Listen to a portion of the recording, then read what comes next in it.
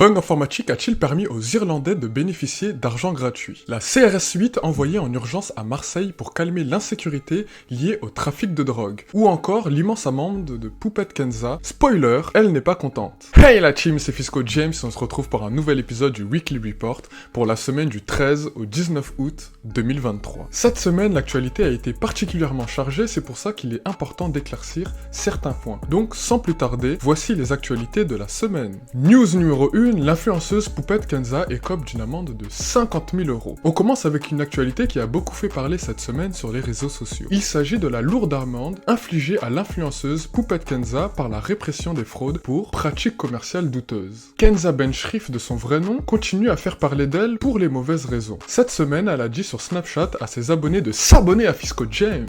Alors abonne-toi. Poupette Kenza a annoncé à ses abonnés sur Snapchat qu'elle venait de recevoir une amende de 50 000 € de la part de la DGCCRF. Selon elle, l'amende est disproportionnée et elle explique avoir été la seule à avoir été sanctionnée et que d'autres influenceurs n'ont eu que de simples rappels à la loi. Poupette Kenza faisait la promotion d'un produit permettant de blanchir les dents. D'une part, ce produit est interdit en France pour des raisons médicales, mais de l'autre, l'influenceuse n'avait pas signalé à ses abonnés le caractère publicitaire de sa prise de parole. L'amende n'a d'ailleurs pas l'air d'avoir tant que ça affecté l'influenceuse puisque tout juste après avoir exprimé son mécontentement, elle a de nouveau fait la promotion de ce blanchisseur dentaire. Les nerfs là. J'ai trop les nerfs. Qu'est-ce que je savais moi? Crest c'est interdit. Crest c'est trop bien dans tous les cas. Ça blanchit les dents Crest. Achetez-le mes poupettes n'importe où. Achetez-le. Pour rappel, la nouvelle législation en France dispose que chaque influenceur est tenu d'informer ses abonnés dès lors qu'il effectue un partenariat ou qu'il fait la promotion d'un produit sous chacune des publications concernées. News numéro 2, envoi de la CRS 8 à Marseille. À Marseille, la guerre des gangs continue de faire rage et des victimes. Depuis le début de l'année, près de 70 fusillades ont été répertoriées et 36 personnes ont perdu la vie dans des règlements de compte sous fond de trafic de drogue. C'est déjà plus que l'année dernière alors que nous ne sommes qu'au mois d'août. Rien qu'en août, déjà 8 personnes ont été tuées par balles dans les quartiers nord à Marseille. Au cœur de ces affrontements, deux gangs rivaux, la DZ Mafia et la Yoda, qui se disputent des points de deal. La CRS 8, une unité d'élite spécialisée, a été déployée en renfort ce samedi. La préfète de police des Bouches-du-Rhône a souligné que la CRS 8 avait pour objectif de rechercher et confisquer les drogues et les armes cachées dans les quartiers sensibles. Cependant, il est important de noter que le déploiement de la CRS 8 n'est pas considéré comme une solution miracle. Bien que son intervention soit un renfort massif et rapide, elle ne peut résoudre complètement le problème du trafic de drogue et des règlements de compte. Ce n'est qu'une solution à très court terme. News numéro 3, point sur la situation au Niger,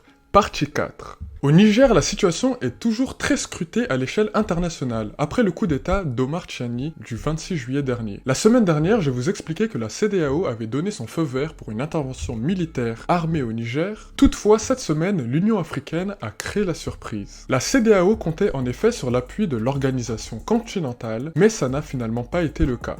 Même si beaucoup de pays d'Afrique de l'Ouest comme le Sénégal, la Gambie, le Nigeria, la Côte d'Ivoire, le Ghana et le Bénin sont favorables à une intervention militaire pour rétablir Bazoum, cela n'est pas le cas de la Mauritanie, de l'Algérie et du Cap-Vert. Les experts expliquent que la CEDEAO ne pourrait pas réaliser ce projet sans avoir au préalable l'aval de l'Union africaine. Quoi qu'il en soit, les grandes instances internationales appellent à une résolution du conflit par la voie diplomatique. La CEDEAO a envoyé des représentants à Niamey, la capitale du Niger, pour discuter avec les putschistes et après discuter avec l'ancien président Mohamed Bazoum, toujours emprisonné. Le ton de cette visite est ferme. En apparence, la CEDEAO souhaite discuter, mais elle ne veut pas du maintien des putschistes au Niger. Pour eux, c'est restauration du pouvoir de l'ancien président ou guerre contre les autorités militaires du Niger. News numéro 4, bug informatique dans une banque irlandaise. De l'argent gratuit, peut-être en avez-vous déjà rêvé. Les Irlandais ont eux pu le vivre en direct. En Irlande, la banque Bank of Ireland a été victime d'un bug informatique qui a permis à de nombreux clients de retirer des sommes importantes d'argent, même lorsque leur situation bancaire ne le permettait pas. La nouvelle s'est bien évidemment très vite répandue sur les réseaux sociaux et des rassemblements devant les distributeurs de billets ont immédiatement eu lieu pour profiter du bug. Les forces de l'ordre ont été appelées pour disperser les foules. Néanmoins, il ne s'agissait pas réellement d'argent gratuit, puisque la banque a annoncé que l'argent retiré serait débité des comptes ayant effectué un retrait. Toutefois, elle a annoncé que ceux qui seront à découvert suite au retrait n'auront pas d'agio. News numéro 5, Tony Parker entre au Hall of Fame de la NBA. Finissons la revue avec une nouvelle qui va faire plaisir aux plus chauvins d'entre vous. Tony Parker, cette semaine, a cimenté sa legacy en NBA NBA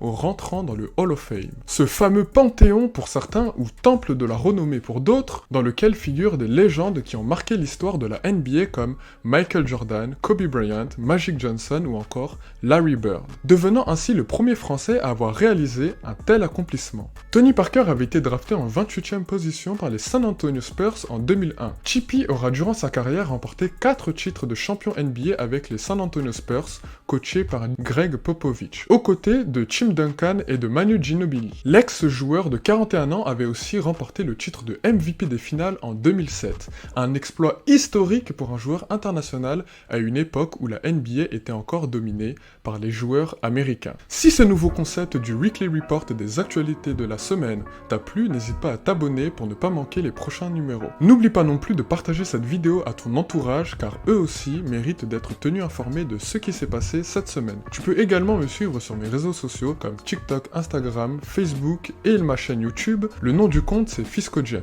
En attendant, je te souhaite une excellente semaine et on se donne rendez-vous dimanche prochain à partir de 15h et à 19h sur Instagram pour un nouvel épisode des actualités de la semaine. Sur ce, peace out!